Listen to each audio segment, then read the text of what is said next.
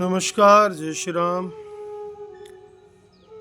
आज सुबह सुबह ऐसे ही फ़ोन पे जब स्क्रॉल कर रहा था तो फेसबुक पर एक तस्वीर दिखाई दी जिसमें शेषनाग के ऊपर पृथ्वी को दिखाया गया है और साथ में ये कहा एक स्लोगन लगा था कि एक गप है, कपोल कल्पना है, इसको बच्चों को न बताएं। असल में ये जो आजकल नव अम्बेडकरवादी और बौद्ध, उनके साथ ये ज़्यादा हो रहा है। उनका उद्देश्य सनातन शास्त्रों पर विरोध प्रकट करना और सनातन शास्त्र में जो बातें लिखी हैं उन बातों को अब गलत बताना, ये मुख्य उद्देश्य है। अच्छा, सीधा सीधा अगर कहें तो कहीं ना कहीं ये बात ठीक भी दिखती है, सीधा सीधा कहें तो। पर जो साहित्य होता है, जो शास्त्र होते हैं, वो व्याकरणिक दृष्टि से और रूपक के साथ में गंभीर बातों को सरलता से समझाने का एक माध्यम होता है। चाहे वो भागवत हो, चाहे वो शिव पुराण हो, चाहे अन्य अन्य जितने भी ग्रंथ हैं, सारे ग्रंथों में एक बात ऐसी होती है जिसको उसी तरह से अगर समझाएं तो सर्व सामान्य के समझ में नहीं आएगा। भाई साधारण व्यक्ति कैसे उस बात को समझे? अगर शब्दों पे जाएंगे तो बात आपको भी समझ में आएगी कि वास्तविक उद्देश्य क्या था। जैसे कोई वस्तु ऊपर नहीं जाती, नीचे ही आती है, क्योंकि गुरुत्व माने भारीपन। अब सिद्धांत दिया गुरुत्वाकर्षण का सिद्धांत, ग्रेविटेशनल फोर्स। तो ऐसा तो नहीं है कि न्यूटन के पहले चीज़ें ऊपर जाती रही हो, नीचे नहीं आती रही हो।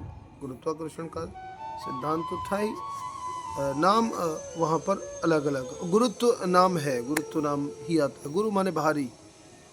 जैसे बृहस्पति ग्रह है, या जब हम गुरु की बात करते हैं तो शास्त्रीय परंपरा में गुरु को सबसे वजनदार भाव में माना गया है, इसलिए उसको गुरु कहा है, क्योंकि उनसे हम कुछ सीखते हैं, कुछ पाते हैं। ज्ञान सदैव ऊपर से नीचे आता है। जब व्यासपीठ लगती है तो वहाँ पर भी जो व्यक्ति ज्ञान देने वाला होता है, आचार्य होता है, वो ऊपर बैठता है और श्रोता नीचे बैठते हैं, ताकि एक भाव बनता है। ऐसे अनेक प्रकार की बातें हैं। और जब उसमें देखा मैंने तो ये लिखा हुआ था कि शेषनाग के फन के ऊपर पृथ्वी है, ये कपोल कल्पना है। इस बात को समझिए कि शेषनाग के ऊपर पृथ्वी है तो कैसे है।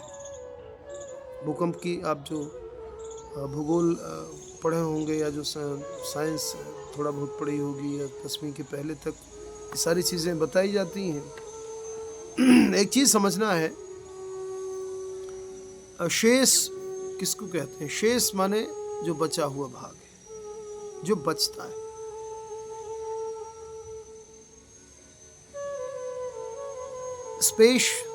शेष अगर प्रतिनिधित्व कर रहा है तो किसका? स्पेस का। ये सारा जो ब्रह्मांड है, स्पेस है, स्पेस टेक्नोलॉजी आपने सुना होगा। तो ये जो सारा ब्रह्मांड है, ये क्या है? स्पेस है। इस सारी जो पृथ्वी है, ये कहाँ टिकी है? स्पेस पर ही तो टिकी है ना। वो ऐसे घूमती रहती है। अब दूसरा है नाग, तो शेष प्लस नाग, तो नाग क्या है? नाग माने जब आप नाग का स्मरण करते हैं तो अपने आप एक भय आ जाता है, मृत्यु का भय, डर लगता है, ये काल है। भागवत जी के 2 श्लोक याद आ रहे हैं। जब शेष की बात होती है तो बड़ा सुंदर श्लोक है, अहमेवास अहम एवं आसम अग्रे अहमेवासम अग्रे नान्यद यद सत्सत्परम पश्चाद हम यदि तच्च यो वशिष्येत सोस्म्य हम। मने मैं ही सृष्टि के पहले भी था और सृष्टि के बाद जो कुछ भी बच रहता है वो भी मैं ही हूँ। मैं शेष यो वशिष्येत सोस्म्य हम, जो शेष बचता है वो मैं हूँ। इसलिए जब भगवान की बात आती है तो भगवान का एक नाम अनंत भी है। ये भगवान को भी बहुत गहराई से समझना पड़ेगा, क्योंकि अब जो विज्ञान का युग है, साइंस का युग है, तो यहाँ पर तरह तरह से लोग तर्क वितर्क करते हैं। वही बातें हमारे वेदों में हैं,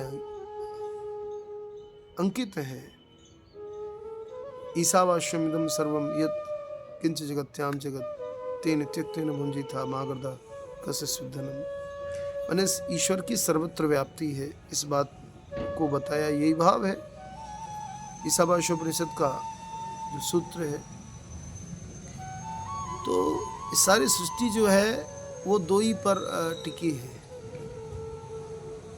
उधर जब हम शेषनाग की बात करते हैं तो शेष माने स्पेस, और जब काल की बात आती नाग की तो काल, काल व्याल मुखग्रास त्रास निर्णा सहित में, ये श्लोक आता है भागवत जी में, जब चर्चा होती है कि भाई काल का जब भय होता है, मृत्यु का जब भय, काल व्याल मुखग्रास, काल रूपी व्याल के मुख से, या व्याल रूपी काल, ऐसा समझें इस बात को, माने सर्प रूपी सर्पदंश, तो सर्प रूपी काल के मुख का ग्रास बनने से अगर कोई बचा सकता है तो श्रीमद् भागवत के संबंध में श्रीमद् भागवती वार्ता कलौ किरण भास्कर में ऐसा लिखा हुआ है।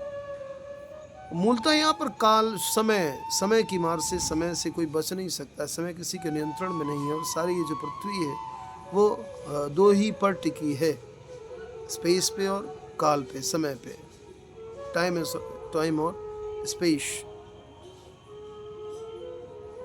फिर अभी जो हम ईश्वर की बात कर रहे थे, तो ईश्वर तत्व को भी अगर विज्ञान की भाषा में समझें तो कई लोग बताते हैं, जैसे एक पार्टिकल थ्योरी होती है, तो मेटल और जो आपका एनर्जी और पार्टिकल, तो जो एनर्जी है उसी को हम लोग सोल बोलते हैं, उसी को आत्मा, तो वो चेतना, परम चेतना। इसका बहुत मैं ये नहीं दावा करता हूँ कि मैं ही सही कह रहा हूँ, इसी बहुत बड़ा विज्ञान है और बहुत शोध का विषय भी है, चिंतन का विषय भी है।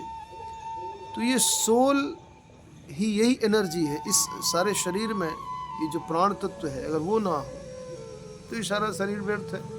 इसमें जो एनर्जी है, सारे शरीर को जो चेतना देता है वो प्राण तत्व है, उसी को ईश्वर तत्व भी कहा है। जब विराट स्वरूप की बात होती है तो वहाँ पर यही चर्चा होती है कि सारे सृष्टि का निर्माण हुआ है, लेकिन जब तक उसमें भाई प्राण नहीं, चेतना नहीं हुई, तब तक वो शरीर खड़ा नहीं हुआ।